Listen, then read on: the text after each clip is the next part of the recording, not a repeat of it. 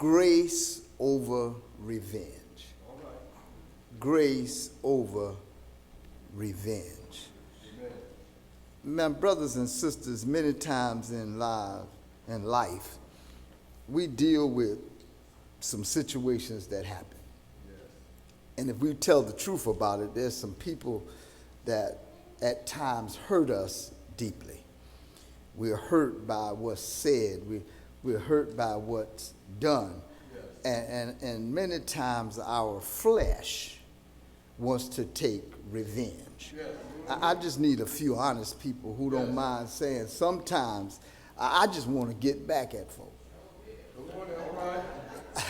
I know that God says he'll take care of it. I know God says that you know, he will deal with those who do you wrong. But my flesh want to say, Lord, I'll take care of this. All right. The hurt sometimes is so deep that you can't get it off your mind.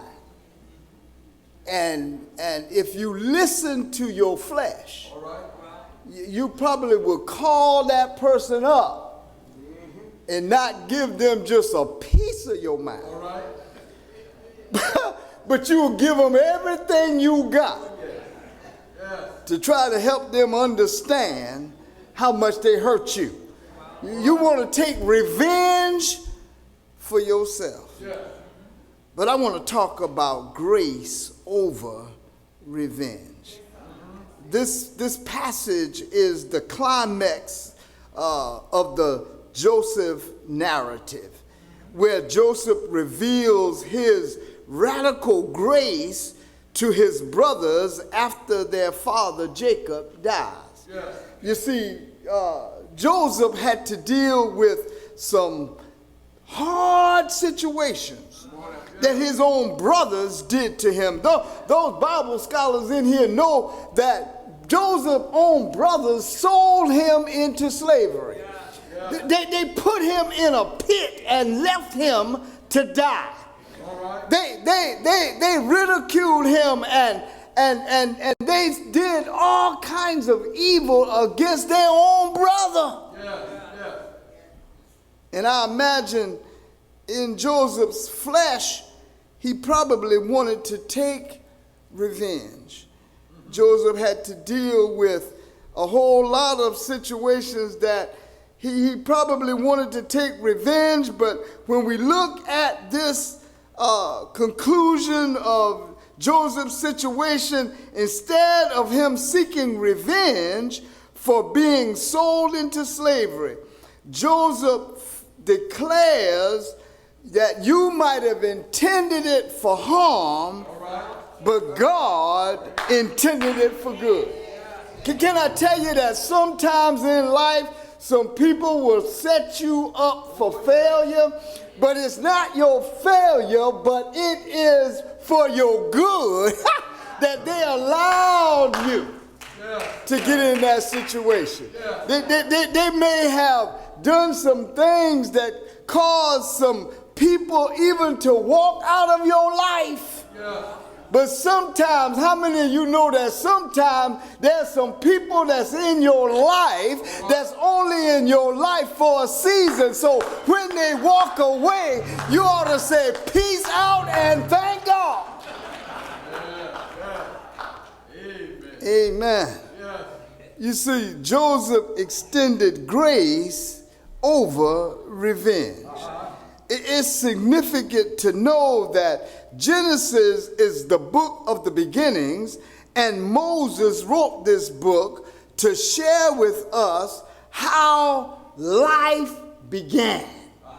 And so can I tell you that even from the beginning of times, there was people that was manipulating. There was people that were doing wrong. There were people that were sinning. There were all kinds of stuff going on, even from the beginning of time. So let's not be surprised when there are some people in our lives that does some things that make us want to take revenge. But can I tell you, we as followers of Christ got to learn that no matter what happens in our life, we've got to extend grace. Because the truth of the matter is we done some wrong too. We've committed some sins also. We've done some folk wrong too. And God extended grace upon us. Joseph knew about grace over revenge, and we need to know about grace over revenge. So what lessons can we learn from this text about grace over revenge? Well, I believe that this text teaches us at least 3 lessons about grace over revenge. The first lesson this text teaches us about grace over revenge is that even the people who did you wrong will fear how you react. All right. They might not tell you, but they are sitting on the sideline and they are looking out for how you are going to react, because the truth is they know. All right. They did you wrong. Yeah. And they're sitting back waiting to see how you going to react. Watch the text, y'all. Verses 15 and 16 says, from the New Living Translation, 15 and 16, it says, let me go back to 14. It says, after burying Jacob, Joseph returned to Egypt with his brothers and all who had accompanied him to his father's burial.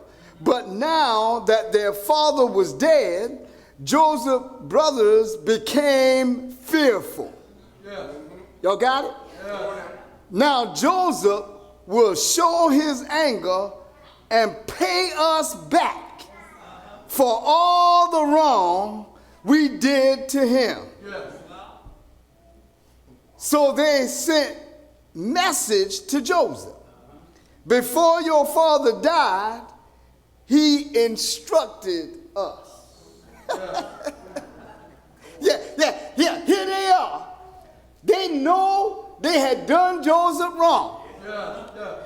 And they found themselves in a place, if you read the whole story, you will find out that they ended up coming before Joseph. Joseph had now moved from the pit to the prison, and now to the palace. Right. And now Joseph is in a place where he can call the shots, where he can take revenge, where he can get them back for what they did for him to him. But Joseph does not take revenge. Joseph extended grace.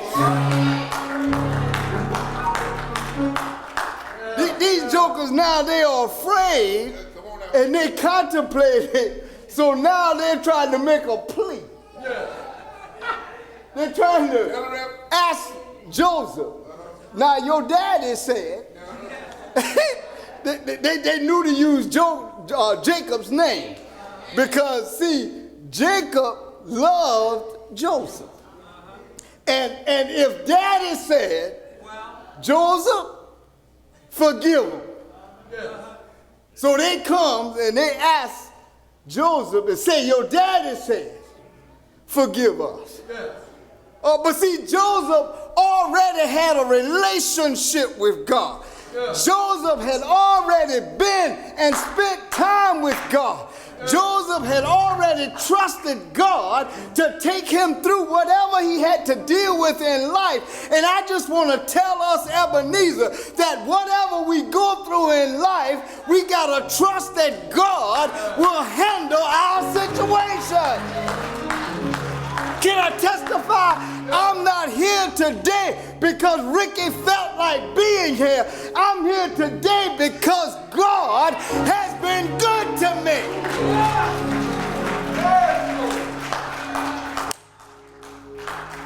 Yes, sir. We got to know that even when people did us wrong, they're looking at how we're going to react. So we've got to react as true followers of Christ.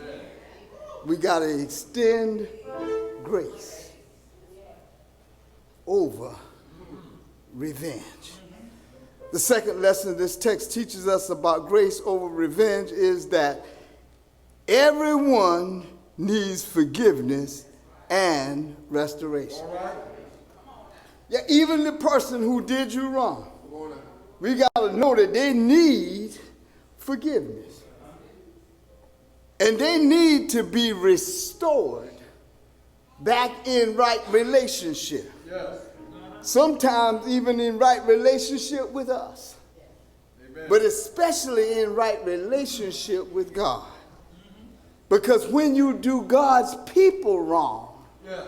Don't miss this, y'all. When you do God's people wrong, wow. You've done God wrong. All right. Yeah. Watch the text. Verses 17 through 18 says, to say, please forgive your brothers for the great wrong they did to you, for their sin is treating you so, for their sin in treating you so cruelly. So we, the servants of God, of your Father, beg you to forgive our sin. When Joseph received this message, he broke down and wept. That's part of the restoration process.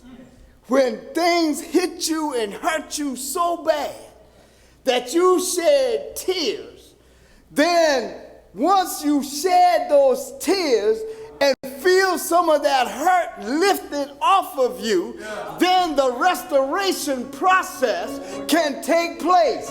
You know that it was not because you deserved it. It was not because you were able to come through, but because God had extended his grace towards you, that God will help you through whatever you're going through.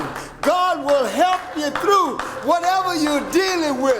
God will carry you in spite of you.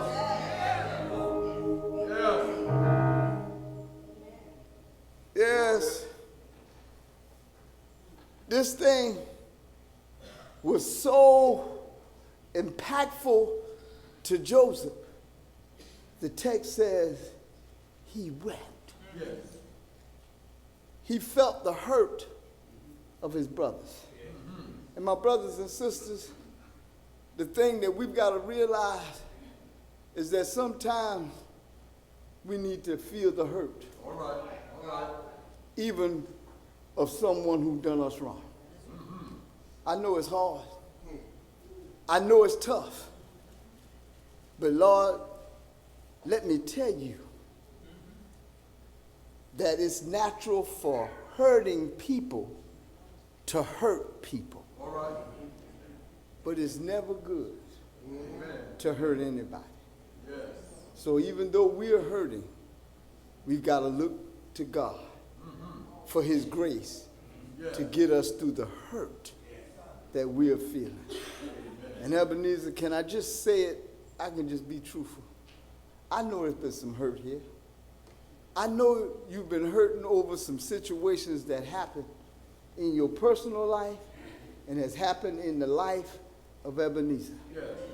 But we got to get past the hurt. And we got to extend grace to those who have hurt us. Yes. And those who have caused hurt. Because we got to know that grace have to supersede revenge. Yes. Leave it to God. There's nothing too hard for God to do. Amen. God can do what we can't do. And as I close today, The third lesson that this text teaches us about grace over revenge is that focusing on God's grace brings reconciliation. Yes. Focusing on God's grace brings reconciliation. It says, but Joseph replied, don't be afraid of me. Am I God that I can punish you? You intended to harm me, Yes. but God intended it all for good. Yes. He brought me to this position so I could save the lives of many people. No, don't be afraid. Yes. I will continue to take care of you and your children. So he reassured them by speaking kindly to them. My brothers and sisters, extending grace and showing love, even in the midst of hurt, will bring about reconciliation. We got to continue to pray for one another. Yes. We got to continue to lift each other up. Yes. We got to continue to pray for one another. Yes. We got to continue to show love one for another. Yes. We got to continue to show that God has some amazing grace, that God is able to carry us through any situation. We got to continue to show that God has a love that extends beyond human expectation, extends beyond human understanding, extends beyond what humans can do, because God's grace is amazing. God's grace is beyond human understanding. Yes, it is. God's grace is what carried you through Yes, God. when you felt like giving up. Yes. It was God's grace Yes. that took you through when you felt like, I can't make it. Yes. When you felt like just throwing in the towel. God's grace. God's amazing grace.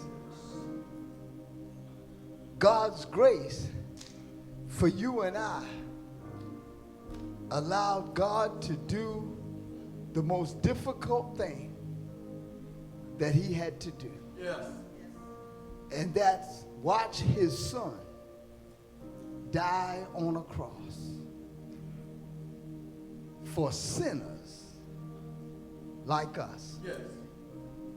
When he allowed his son to be brutally beaten, to suffer, to go through ridicule for you and for me. Yes, God. God's grace. God's grace. Yes. Yes. And God's mercy Yes. Yes. allowed him to watch his son die for our sins. But we thank God Yes, God. that his grace went beyond his son dying, but his grace extended to his son getting up on the third day with all power in his hand. And so I understand why the songwriter said, your grace and mercy Yes. brought me through. Your grace and your mercy Yes. brought me through. Everybody standing.